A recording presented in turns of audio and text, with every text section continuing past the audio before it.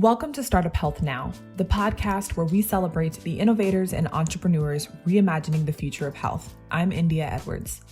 Today we're talking about conscious leadership. What is conscious leadership, you might ask? Well, it has to do with the process of positive change within your team or organization.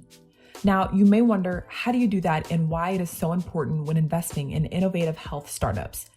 That's precisely what we learned today from our guest, Diana Chapman, the author of The 15 Commitments of Conscious Leadership, a new paradigm for sustainable success. The pages in this book contain a comprehensive roadmap to guide you to shift from fear-based to trust-based leadership. And once you learn and start practicing conscious leadership, you'll get results in the form of more energy, clarity, focus, and healthier relationships.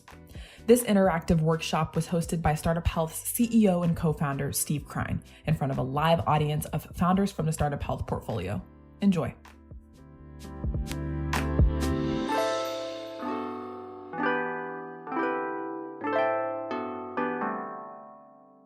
I'm excited because of the incredible work that Diana has been doing and has really outlined so beautifully in the book, The 15 Commitments to Conscious Leadership. One of our co-investors in a couple of our companies, Devoted Health and Cala Health or Verta Health, Tabriz Verji, had highly recommended this book, mostly because it's how he lives his life and how he knows that the companies he invests in have CEOs that live that same life. So I'm going to introduce Diana. We're going to do a little interactive work together. But before I jump in, Diana, so great to be here with you today. Thank you.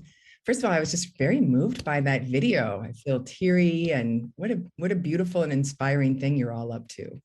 Oh, thank you. And I watch it each time, almost like it's a new, inspirational message. We did that video prior to COVID, clearly, and it's so timeless in its importance. And I think one of the reasons I was so moved by your book, Unity and I spent a lot of time talking about all of these entrepreneurs in our community. Hundreds and hundreds of entrepreneurs are working on such meaningful work, but so many of them, like all of us, struggle sometimes with our own internal demons or limitations. And I just think each one of the chapters in your book and each one of the words that you've written and almost every one of the videos that I've watched that you've created has touched on this disconnect that a lot of entrepreneurs feel on a daily basis. So can you tell us a little bit about your work, your background that led to you writing this book, and then we'll dig in? Sure. I started working with the YPO organization in probably about, 17 years now. And I was teaching them some of these basic concepts, and they kept asking, where can we read more? Where do we learn more?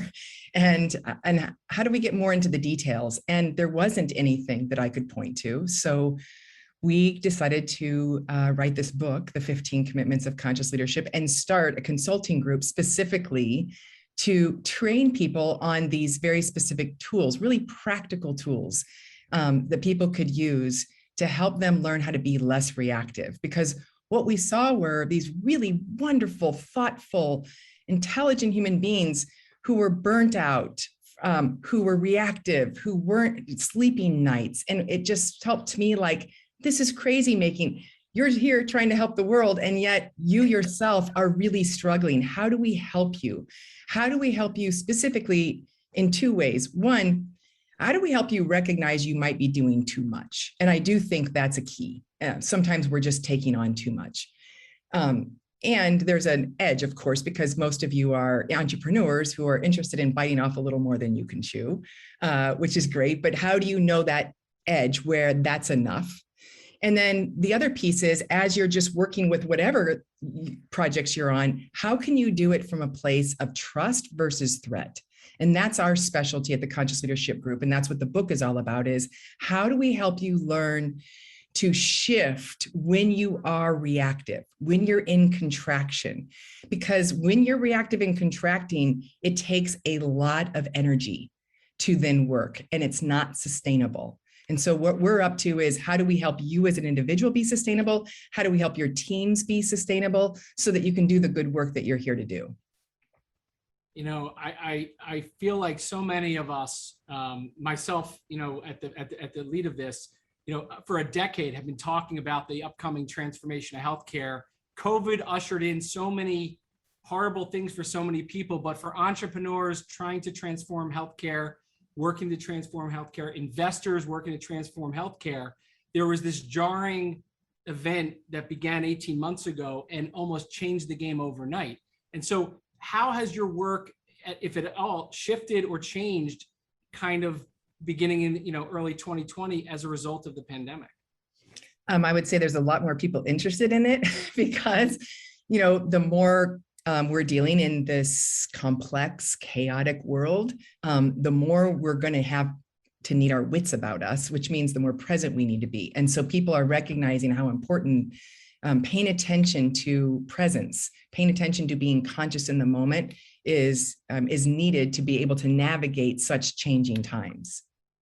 Yeah, so we've got 3 different exercises we're going to do today with you. I asked the question when we spoke, if you were to really make the best use of people's time today in less than an hour, what would be the 3 kind of exercises and discussions you would do? So I'm going to let you introduce all 3, but then the first one that we're going to dig into. Okay, great. So let's start with the big picture. So I'm going to have us play a 3-minute video that's going to give you an understanding of the difference between above the line and below the line, which is a model we use. And the video does a better job than me at explaining it. So we'll start here. Themselves over and over is, where am I? To support leaders in locating themselves as they ask the question, where am I? We offer this tool, a line. A simple black line. At any moment, all leaders and all people are either above the line or below the line. Our location describes how we're being with what is occurring in our life right now. If we're above the line, we are open, curious, and committed to learning. If we are below the line, we are closed, defensive, and committed to being right. Stop right now and simply ask yourself, where am I? In this now moment, am I above the line or below the line? Typically, when people are below the line, they believe certain things about the world. For example, they believe there is not enough. It could be that there's not enough money, or time, or space, or energy, or love. People below the line also believe that their story about the situation is right. People below the line also believe that there is a threat out there. Something or someone is threatening their desire for approval, control, or security. And people below the line see the situation as serious. The deeper below the line they are, the more serious things look. People below the line tend to behave certain ways as well. They tend to cling to an opinion, find fault and blame, gossip, explain, rationalize and justify, get overwhelmed, and avoid conflict or pursue conflict for the sake of winning. When people are above the line, they believe that learning and growing are more important than being right. They believe that all people and circumstances are their allies, here for their growth. They believe that from a distance, almost everything is funny. People above the line live in curiosity, listen deeply, speak unarguably, question all their beliefs, and live a life of play. Now, knowing what you know about being above or below the line, where are you? One thing to know as you consider this question. We are hardwired to go below the line. Literally, our brain is programmed to perceive threat, and when it does, a chemical cocktail courses through our veins, and we go below the line. This reaction was designed to help us survive in the presence of a real threat to our physical survival. An issue for modern-day leaders is that often our brains can't tell the difference between a threat to our physical survival and a threat to our ego or identity. We react and get defensive when we experience a threat to our ego. So in many ways, being below the line is natural and normal. But when we are below the line, we're not in a state, literally brain state, of high creativity, collaboration, innovation, and relational connection. We're simply trying to survive. Leaders today can't thrive if they're in survival mode. So the first activity of conscious leadership is location, location, location. In this now moment, where am I? Telling ourselves and others the truth about our current location begins the great conversation. Okay. One question that conscious leaders... If you know me, you know the first 50 times at least that I played that video, I would go below the line and get scared. People are going to think that I think dinosaurs and humans were on the planet together at the same time. I would get scared, like, I hope they know I know that's not true. But there would be this threat. And then I'd start to try to facilitate already in a bit of a threatened state. So it's great. I've watched that enough times. I don't have to, I've done my deep work, so I don't have my threat to my approval anymore. So here's the big idea. The big idea is we're just going to pay attention to, am I above the line or below the line? And just like the video said, we're wired to go below the line. It's not bad or wrong. My experience is the average human can handle 0 to 4 seconds of being above the line before we go back down below the line. That's pretty normal. So I'm not interested in saying that we need to stop being below the line. That would be crazy making. It'd be like saying stop breathing. So there's intelligences that have us go into reactivity, but it's not always the threat that we perceive, and we can shift. So that's what we're going to be about today, is helping you start to be able to locate yourself and finding some tools to shift.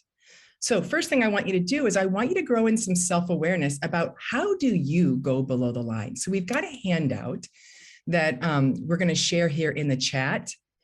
And you can, if you have the ability to sit and download that or look at that, you can start to take a look at just the lower half of this handout. And you're going to start to identify what are your unique ways you go below the line. So I'll give everybody a minute to click on that and bring that handout up, who's available to do so. And those Diana, I'd love to ask a question as people are bringing this up, because I'm just going to be very practical. The hour before we started this, I was in a meeting with a couple of people, and I started the meeting above the line. And I think everybody that showed up on the call did as well. Yep. But it didn't take very long for not only one person to go below the line, but then everybody to get dragged down. Can we just talk for a moment, as you set up this exercise, about that acknowledgement moment where it really makes a difference and it doesn't go too far, and that everything's dragged down and it devolves into, everybody being frustrated? Yeah. So the first thing would be the first person who recognizes they're below line could speak up and say, hold on a minute, I'm getting reactive and I'm losing my ability to be in a high state of learning. So let me first just take a moment and pause, take a breath, and see if I'm willing to shift. Now, I might not even say that out loud. I might just do that in myself. Check you out, Diana. You're getting reactive here in this meeting. Can you just notice where are you? And let's see if we can have you walk yourself back into a state of trust again. And sometimes the whole team will, in a meeting, will go, we're all below the line. And then there's, we can just welcome, okay, we're all reactive. And rather than continuing down this conversation with all of us so reactive, maybe we might want to just take a few minutes to presence what's going on for us so that we can shift and then go back to the content. And we might not even be able to shift, and that's okay. Then we're just going to recognize we've got some threat here going on as we're making decisions. And then we're just aware. Excellent. Thank you. All right. Yeah, you're welcome. Great question. Yeah. So you've got this handout in front of you. And what I'd like you to do is look at that bottom half of the handout and start on that left-hand column. And I'd like you to circle. If I were to walk around over the last 2 months and I saw you being reactive when you did, what 2 statements would I hear you say the most? So you're just going to take a look, and all you're doing here is just, so like for me, one of them is, it's hard. I know when I say it's hard, I'm in reactivity. That's one of my go-to statements when I'm struggling. So I want you just to see if you can find a couple for yourself under statements. And then I'd like you to go to the next column under behaviors.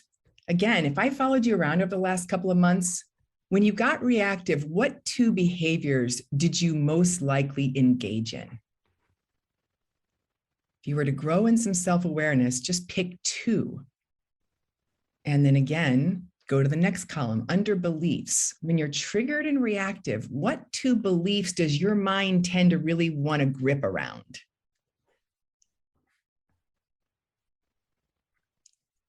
For me, it's I need to be in control, especially of things I can't control. So my mind wants to start believing I need to be in control of these things. And then that's going to secure my reactivity. That's going to secure me being in a state of threat. And some of you might have questions like, what does this statement mean? Or why is this here? So feel free. I want this to be interactive. Feel free to just speak up and ask any questions that you have about the content you see on this handout. Some people ask the question, why are why questions on that list? Because we use why questions at our company and we find them very valuable. And I would say you can use why questions from above the line where you're deeply curious. And then you can also use why questions from below the line, which is like, why are you crying? You know, instead of like, the person may not know why they're crying. I'm just letting some flow come through. Or why did this happen? Instead of like, who can we blame? Instead of, hey, what do we get to learn from this particular scene that we couldn't learn any other way? And the why questions might keep us from opening up to something more than just the quick answer that why is looking for. So let's see if people are willing. We're going to be recording this, and so I only want you to speak up if you feel willing to have your voice be heard by not just this group, but whoever hears this later. But if you're willing to, I'd love to hear understatements, and you can either put it in the chat or you can speak out. But what 2 statements did you circle? If Greg Jackson raised his hand, can we unmute Greg? Hello, can anybody hear me? Yes. Hi, Greg. Hey there, how are you guys doing? Wonderful. Sorry, I've just got to say I miss you from the JP Morgan conferences every year in San Francisco, but we got to move past that and get into the workshop, don't we? Yes. The statements I did was, you made me and I have to. Great. You made me and I have to. And then are you willing to keep playing? What behaviors did you circle? Oh, sure. Cling to an opinion. Cling to opinion. That's one of my favorites too. And then how about over in beliefs? I need another's approval. I need another's approval. Wonderful. Great. And so what you're doing is just growing in some self-awareness of, oh, these are my favorite ways, favorite meaning based on the results of how I go below the line. And the idea being then that when you seeing if we can have you start to be able to have a pause in your awareness to notice when these patterns show up. So let's use chat because that's a fun thing to do. Let's have everybody who's willing to post in chat, what are the statements? Or what's the number 1 statement? We'll start that way. They don't get it. Yeah. I'm confused, I'm trying, I'm sorry, I have to. These are all statements when we're in a state of victimhood. And victimhood is something is happening and I don't take full charge that I'm the creator here. That's what victimhood is about. It's happening to me. It's not happening by me. And so when I'm in that mindset of it's happening to me, the thing you can count on is you're going to suffer. There's going to be a way that you're going to have to use more energy to manage the scene. And that's the part that creates a lot of burnout for people. They should. How about behaviors? What behaviors do you see? Go ahead and put those in the chat. Hold your breath. Yeah, that's a good one. I often watch people they start to look at their devices and they immediately start holding their breath. That's a great way to tire yourself. Or they see an email come in and it just, all they have to do is read the person's name and they start holding their breath.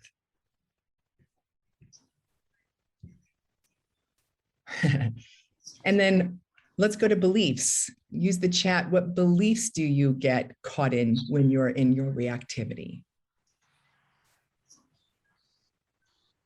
Yeah, I need another's approval. There are only 2 options. That's a great way. That's how you know you're in the below the line mindset is there's only 2 options because from above the line, there's a lot more options. There's a threat to me. I need to get to a solution. Great. There's a right and wrong way. So for those of you who want to take the masterclass, take this handout, circle, you could physically circle these things, hand it to people who you work with and say, hey, I want to grow in awareness to see my patterns of reactivity. I circled these. What do you think? Did I do a pretty good job, or are there some others that you think you see in me on a regular basis that I want to become more aware of? You could also go home and do the same thing. You can also assign it as a homework assignment to people who work around you. Would you fill it in? I'm not even going to give you a hint. Would you just fill in 2 for each column for me so that I can start to see how others are perceiving my reactivity? And it's a great thing to do as a team exercise at an offsite or all hands meeting where people start to build some awareness. So Diane, I have a question for you around almost the answers that, at least from my perspective, when you asked, I stuck at all of the options below the line. What's the flip question here to kind of ask about when we can recognize we're truly in that zone of above the line? Yeah, so then the question would be, if people say, I feel like I'm in a state of trust, I would say, how do you know? And you're going to look and see these statements and behaviors and beliefs I see above the line in the handout. I can feel myself aligned with those. So you're going to want to get good at, the behaviors when I'm above the line, I'm really listening. I'm speaking unarguably. I'm in a state of appreciation. I feel playful. I'm opening my breath. Those are keys. And so the behaviors column in particular will give you lots of indicators for how you know you're above the line. Do you see both your clients and entrepreneurs walk around with this? Yes. Literally, almost as an important indicator of whatever, it's a meeting or you're by yourself, kind of getting used to each of these statements, which we all go to so quickly? Yeah, and pre-COVID, when people were physically with each other, a lot of teams were putting these up next to their desks. So if we were having a meeting and you come to me and have a meeting, like you're going to see, here's my patterns, and they'd make agreements with each other. Like, if you notice I'm getting reactive and I've circled these things for you to, that likely might show up, I'd love feedback if you're seeing it in the moment. So we can start to support each other, because we're not interested in like playing a gotcha game and policing each other, but we're more interested in like, oh, hey, it looks like there's a threat happening over there. And I want to be in service of making sure that you're coming back into more of a state of trust so that this can be a high learning conversation. Yeah, one of the core values at Startup Health, everybody knows who's in our community, is about being batteries included rather than batteries not included. And we all can be both, as we know. And I think what you illustrated here with very clear statements is, when are we being batteries included to a conversation, either self-talk or with others, or being batteries not included? Is there a stigma to the what you said happens to all of us? We end up there, like, because it feels sometimes when you're being batteries not included and not being able to kind of articulate why or how to get out of it. What would you say is the best tool to kind of trigger the behavior change in a meeting or with yourself? Well, once I can locate myself, so the first thing I'd want, if I could assign it all to you, I'd say, get good at locating yourself. Just spend the next month. And I actually recommend my clients use your phone, and there's an app we call Mind Jogger, and have your phone ask you multiple times during the day, which mine does, Diana, where are you? So when it pops up, I stop and pause and I go, oh, I'm below the line. I didn't even notice. Or, oh yeah, I am above the line. So I'm just getting good at locating. Then when I notice I'm below the line, I just recognize I'm below the line because I perceive a threat. I'm scared. Can it be okay to be scared and triggered? Can I just welcome that? Because most of us are like, stop being scared, stop being threatened. We make that bad and wrong. So I'm just scared, I'm triggered. No big deal. I'm just human. I mean, we're all so human here. So that's the next step. And then the question would be, would I be willing to shift out of that threatened state?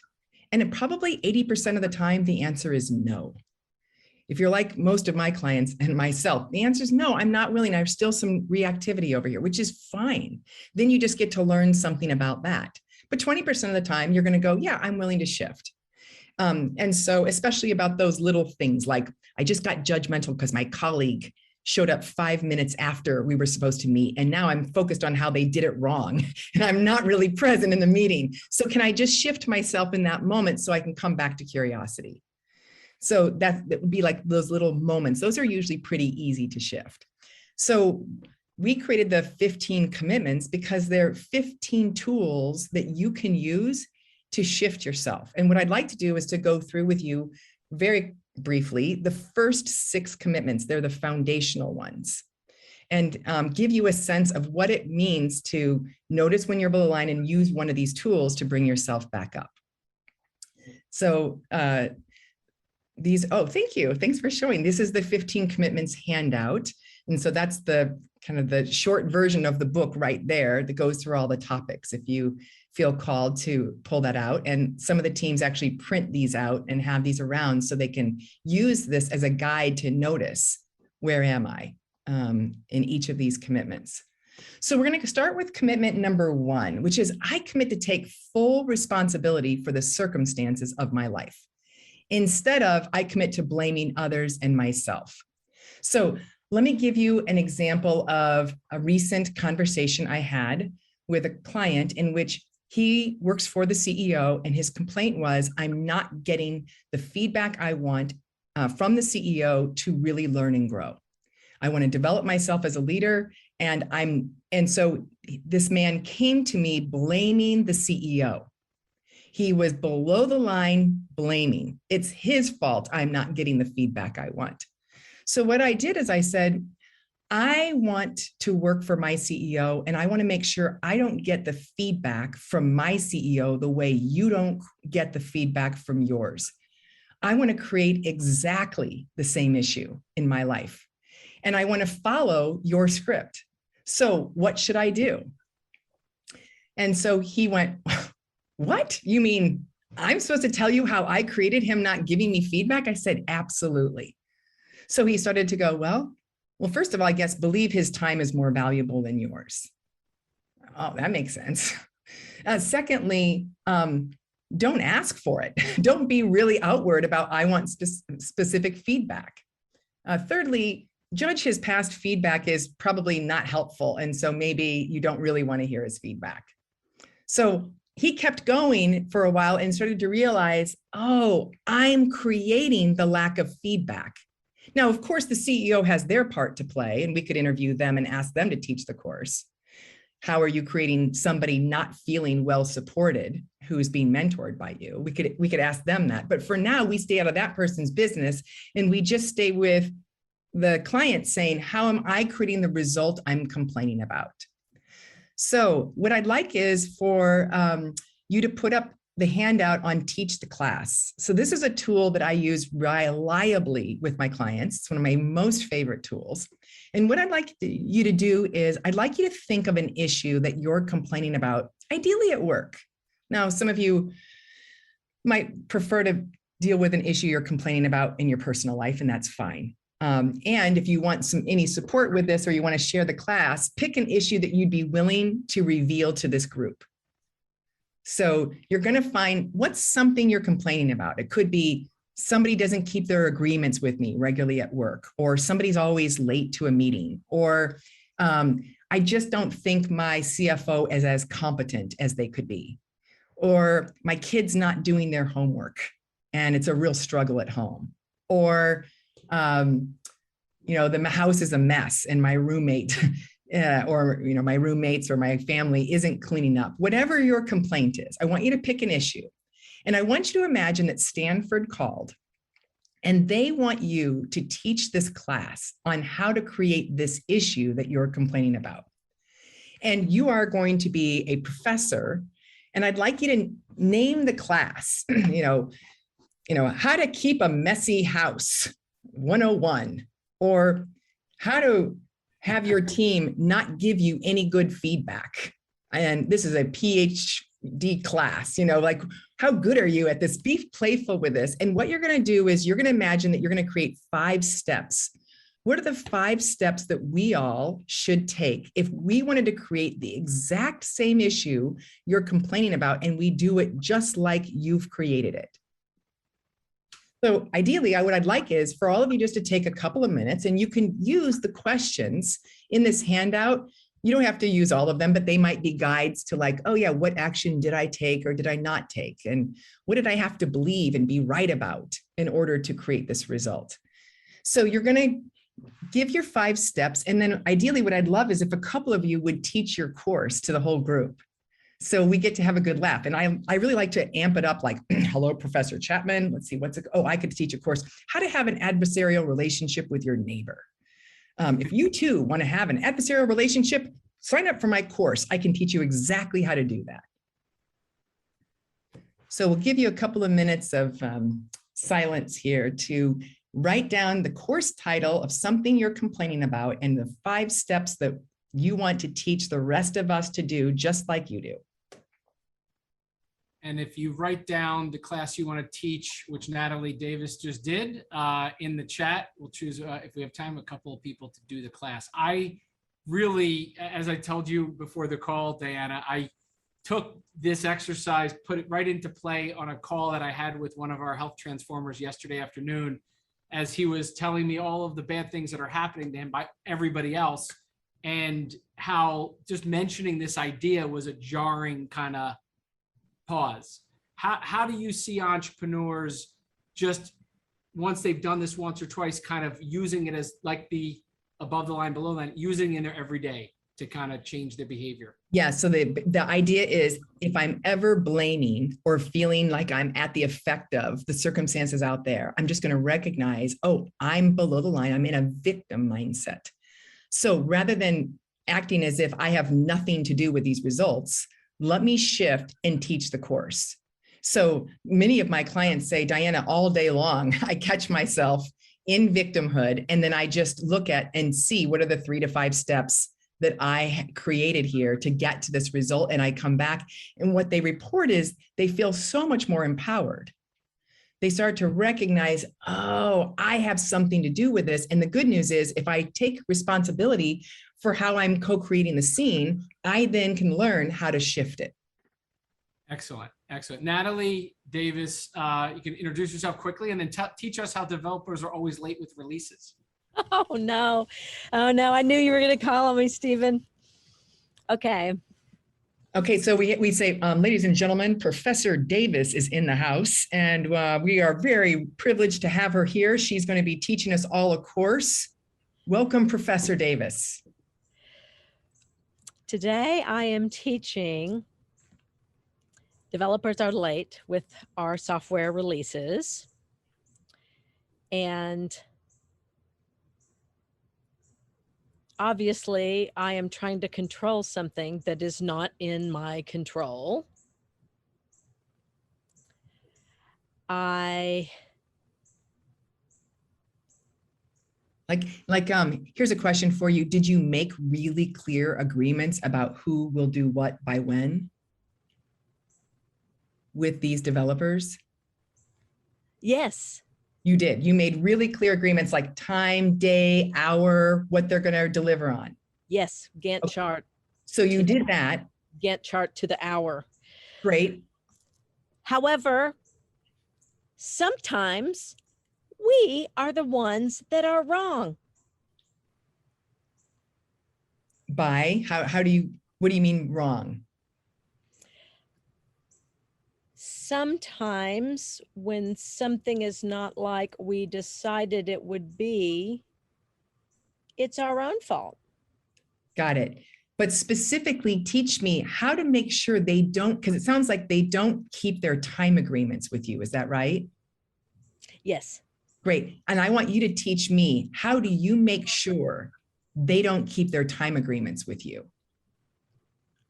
Like, how do what I mean by this is they don't. Right, because it's not, we'd say the results are, as you report, that they're not keeping their time agreements. Is that right?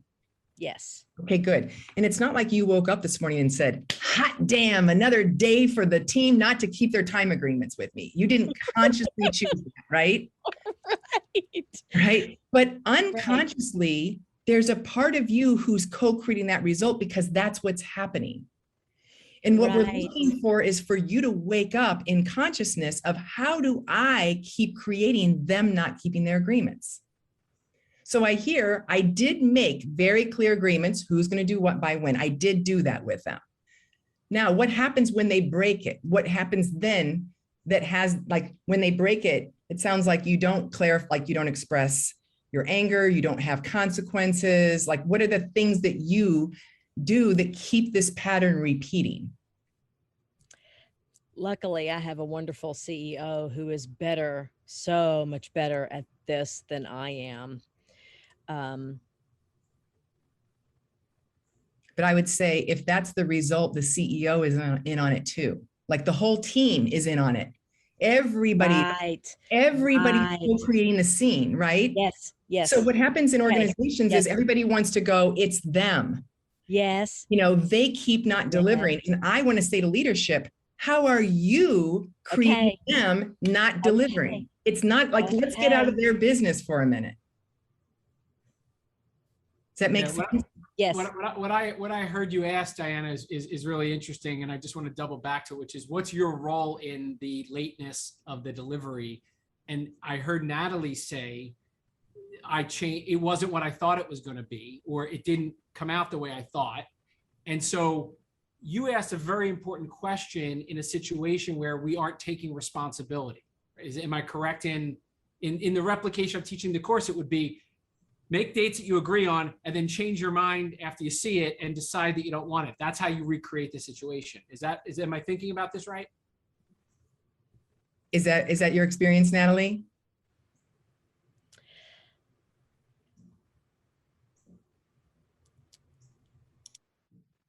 I'm not sure. Okay, great. So the idea being, what's the thing I'm complaining about and how am I co-creating it?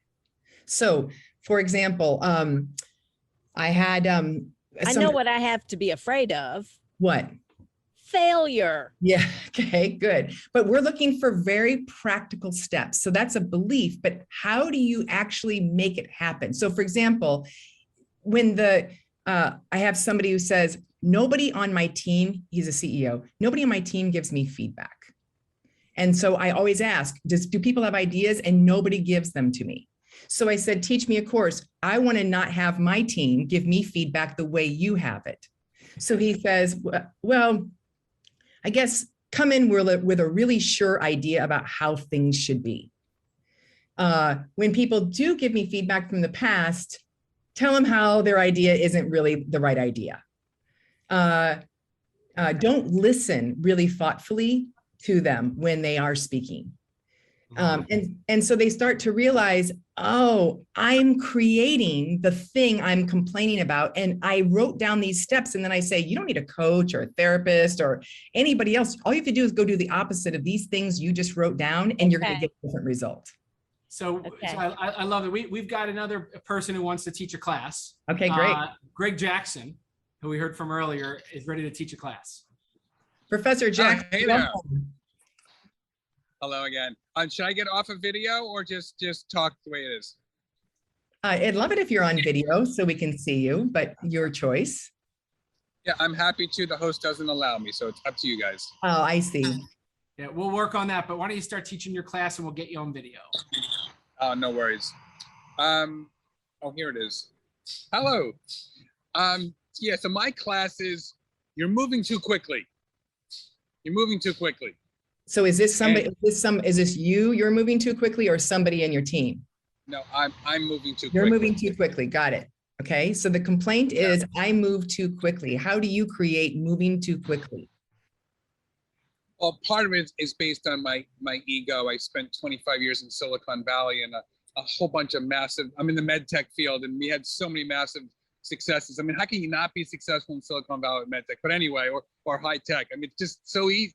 I just say easy. And I bring that to, I work at med tech and equipment companies and getting them into the digital ecosystem. So it's like move. It's so, to me, it's so easy to do. We've done this so many times, but companies around the world don't know how to do that. So my number one way of doing it, to move too quickly, develop timelines without getting any feedback from anybody else. Right? Great. So don't get feedback from the other team members about whether this timeline is actually really realistic. Nah, they don't know what they're doing. I know better than them. Just drive it. Excellent. Number two, know better than everybody else. Right. Number three, berate the team. Okay, great. Berate the You've team. never done this. You're used to going slowly. You're from such and such part of the world. You're slower than the Silicon Valley people. By the way, please, I don't agree with any of this.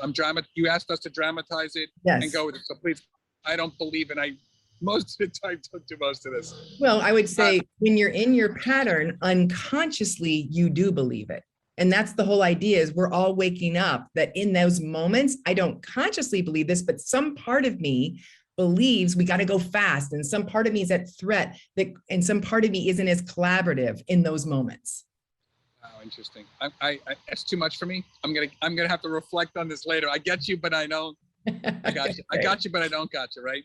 So my number 4 is berate upper management. Berate them for going too slow.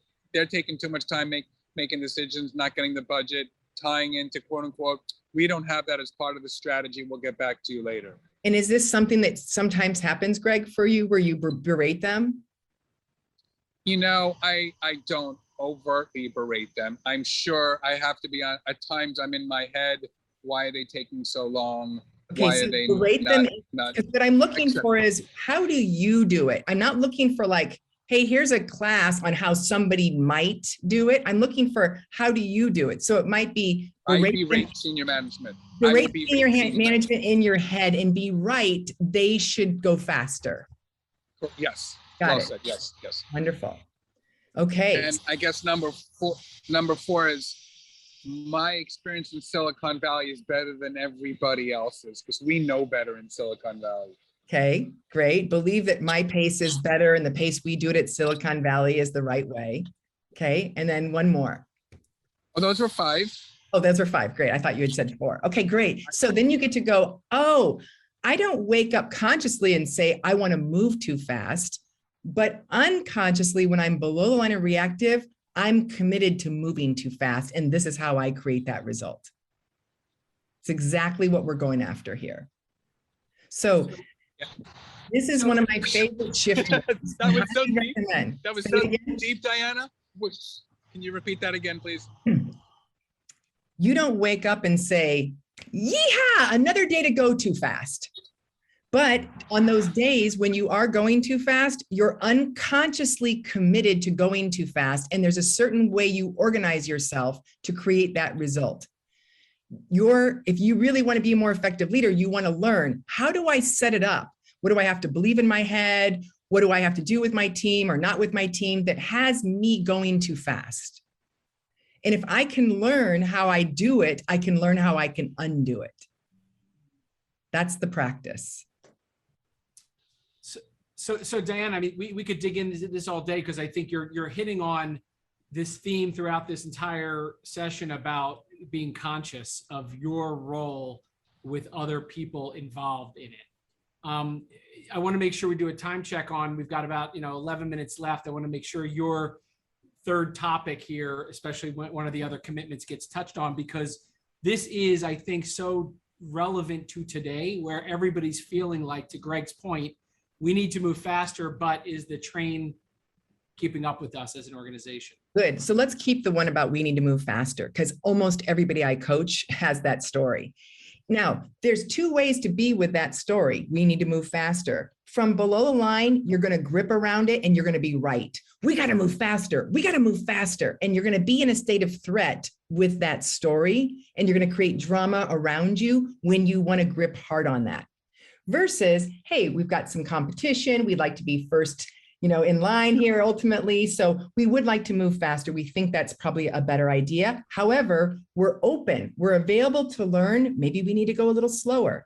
Maybe you got to go slower to go faster. Like, what we got to learn, what is the pace that's really going to allow us to win the game? And so from commitment number 2 is, would I be willing to let go of being right? And that's what it means to be right, is to grip around something tightly, righteously, versus I'm willing to open and learn. What's the pace that would most support us being effective in coming to market, to be able to get this product out and also allow us all to be sustainable? Excellent. So I'd love to, I know you talk about the 6 of the 15 are the foundation. Yes, so let's keep rolling. Yeah. Right. So the next one is I commit to feel my feelings. One of the things I notice in the startup world is a lot of us have visions of where we're going to be, and they don't come to fruition as fast as we thought. And we don't let ourselves grieve. A lot of entrepreneurs aren't letting themselves be sad. Darn, I thought we'd have this many users by now. Darn, I thought we'd have the science by now. And would you be willing to let it be okay to feel your feelings? Or, hey, I feel angry. This meeting feels like, oh, this doesn't feel like a good use of my time to be in this meeting. And there's an intelligence of my anger that says, change this pattern. Or this meeting in general just doesn't seem to be effective for any of us. Can we welcome anger as an intelligence as much as our sadness and our fear? And then also, I have a lot of companies for whom people complain, we never celebrate our successes. We're just pushing on to the next thing, and we never get to experience joy and really be able to say, wow, look what we've done so far. So are we letting those feelings come through is a big practice for us to be able to be more present. I see a lot of people repress their emotions with their colleagues because they don't want to have conflict or upset anybody. And then they have to literally depress on themselves to hold those emotions down in the body. And it's exhausting. And one of the ways I see people really tire themselves is by not letting themselves move those feelings all the way through and out of the body. What's your go-to tool for that in 30 seconds around how to really let that happen? Just can you locate when you have a feeling, it's going to show up as a sensation in the body. So for example, sadness is usually in the chest, anger is up the back, neck, jaws, and fear is in the belly. Can you find the sensation in the body, and can you help learn to move it all the way through by breathing with it, making a little sound or movement to help it actually leave the body? That somatic practice is so important for sustainability. Love it. Love it. All right. Number 4. Number 4 is candor. So again, a lot of us have thoughts and stories that we don't share with each other. We repress them. And that causes, again, a lot of us to get exhausted, and it causes us to get disconnected from our colleagues. So can we have candor? Can we tell each other honestly what's going on? And can we listen? Can we be a space that people can speak and we will really hear them and get them? I'm shocked when I sit in on meetings with my clients how little listening is actually occurring. And so that's a practice to be able to listen and speak candidly. Commitment 5 is all around gossip. So one of the things we say is, if you want trust in a culture, eliminate as best you can gossip, because gossip is a great way for people not to feel like they can relax into trusting each other. So there's I want to touch on this one. This was the one I told you yesterday that I actually stopped listening to the Audible book and made a phone call to somebody who claims they don't gossip, but listens to a lot of it. And then I get the call and I listen to a lot of it. I didn't consider myself, and I know they didn't consider themselves gossipers, but that responsibility thing played right into that. So can you just talk a little bit about dissecting gossip? It's not just about doing it by talking. Yes. So gossip isn't just talking. It takes 2 to gossip. So somebody's got to be listening. So if you're coming to me regularly telling me a colleague, John over there is really ineffective, and Sue really doesn't keep her agreements, I want to go, are you going and having those conversations directly with them so that you can actually solve the issue? Or do you keep temporarily relaxing yourself by venting to me? And you get a little relief, but you actually just never solve the problem. And therefore it is unsustainably repeating over and over again. And so this is a biggie in a lot of teams. And especially a lot of people relieve themselves by going home and gossiping to their significant others about their colleagues. And they get a little relief, but it doesn't change the pattern unless they go directly to the people for whom they have an issue. So what's the actual discussion look like when someone starts? Yeah, it looks like, hey, I want to first of all, separate out some facts and stories. So what are the facts? The facts are you and I make agreements to meet once a week. The facts are that the clock strikes at the top of the hour when we agree to meet and you're not there. The facts are you show up anywhere from 3 to 10 minutes past when we agreed upon. Those are the facts. The story I make up is you're not responsible, or you don't value my time, or a whole bunch of other stories I might make up. I want to let you know what I feel, and I want to tell you what I need and want. And there's a whole process called the clearing model that we have on our website that people can use to start to have those candid conversations and take ownership for any reactivity you have. Love it. Love it. All right, let's do number 6. Number 6 is all around integrity. And we say integrity is energetic wholeness, meaning that there's something that's just in a nice flow. If something's out of integrity, there's like a break in the system, like when a light in a Christmas tree strand goes out. We would say that strand that is out of integrity. We want to make sure that that electricity is flowing all the way through. And there are different ways that we break integrity by not keeping our agreements in particular, this commitment is focused on. So I can't tell you how many people have drama at work because who is going to do what by when was not clarified.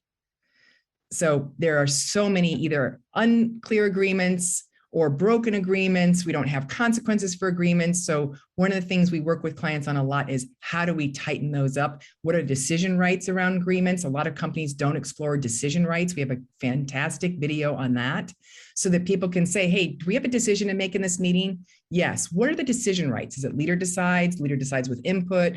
Committee decides? Is it consensus? Is it all alignment? What is it? Majority rules? Let's clarify what is the decision right. And then let's make sure that we then make that clear agreement with each other so that we keep our agreements.